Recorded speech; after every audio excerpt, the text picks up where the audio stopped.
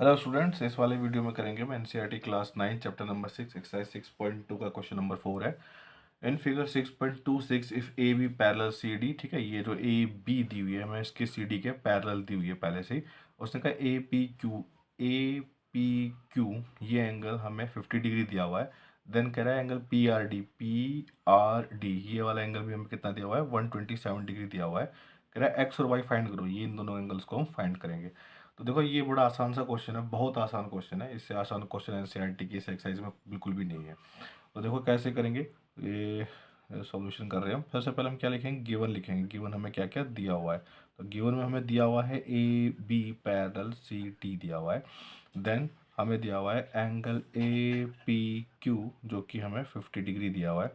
Then angle P R D equal to 127 degree दिया हुआ है। अब उसके बाद में जो चीज़ हमें निकालनी है वो क्या निकालनी है, टू फाइंड। क्या फाइंड करने के लिए बोला उसने, टू फाइंड हमें दिया हुआ है एक्स एंड वाई, ये हमें फाइंड करना है। ठीक है, अब देखो फाइंड करते हुए हम क्या क्या करेंगे। हमने वो चीज़ सीखी है कि अगर मान लीजिए हमारी यहाँ पर बताता हूँ। अगर मान लीजिए दो लाइन पैरेलल है और ये एक हमारी ट्रांसवर्सल हो जाती है, तो ये वाला एंगल और ये वाला एंगल क्या बनता है हमारा, हमेशा ऑल्टरनेट एंगल बनता है जो कि इक्वल होगा। तो यहाँ पर ध्यान से देखो कि अगर A B parallel C D है और ये लाइन अगर मैं इसको आगे एक्सटेंड कर देता हूँ, ऐसे थोड़ा सा ऐसे एक्सटेंड कर देता हूँ, तो देखो ये बिल्कुल ऐसा बन जाएगा, है ना। तो ये वाला एंगल और ये वाला एंगल दोनों बराबर हो जाएंगे। क्यों? क्योंकि ये दोनों एंगल क्या बना रहे हैं मिलके, ऑल्टरनेट एंगल बना रहे हैं। ठीक है, तो बिल्कुल आसान सा क्वेश्चन था। हम बताएंगे कि ए बी जो है वो पैरेलल है किसके, सी डी के, और ये गिवन है। So angle A P Q equal to angle X हो जाएगा, क्योंकि ये ऑल्टरनेट एंगल बनाते हैं।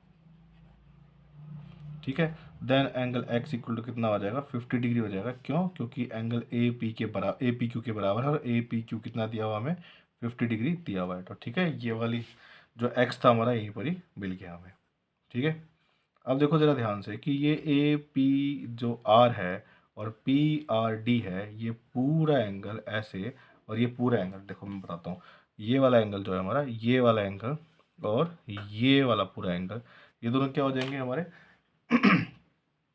मतलब इसको अगर मैं यहाँ तक ऐसे मिला देता हूँ, ये अगर मैं यहाँ तक पूरा मिला देता हूँ इस एंगल को, ठीक है, तो ये जो पूरा एंगल है हमारा ये वाला, ठीक है, ए पी आर वाला और पी आर डी ये पूरा एंगल, तो ये दोनों मिलके क्या बना रहे हैं, एक ऑल्टरनेट एंगल बना रहे हैं। ठीक है, तो हम यहाँ लिखेंगे कि ए बी जो है वो पैरेलल किसके है, सी डी के, जो कि ऊपर बता चुके हैं। So angle A P R equal to angle P R D है, ये क्या है, हमारे ऑल्टरनेट एंगल्स हैं।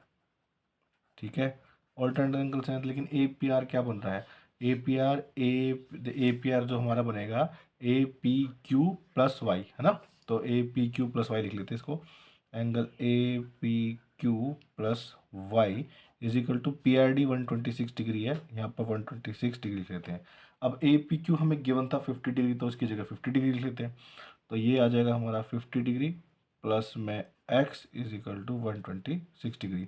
वाई को यहीं छोड़ो, इसको वहाँ ले आओ, 126 माइनस में 50 डिग्री, तो वाई इज इक्वल टू कितना आ जाएगा, दोनों को माइनस कर देंगे। तो यहाँ से कितना बचेगा, 70 ये आ जाएगा हमारा। ठीक है, वाई आ गया हमारा 76 डिग्री। तो ये आ जाएगा हमारा क्वेश्चन खत्म। बस इतना ही क्वेश्चन था ये।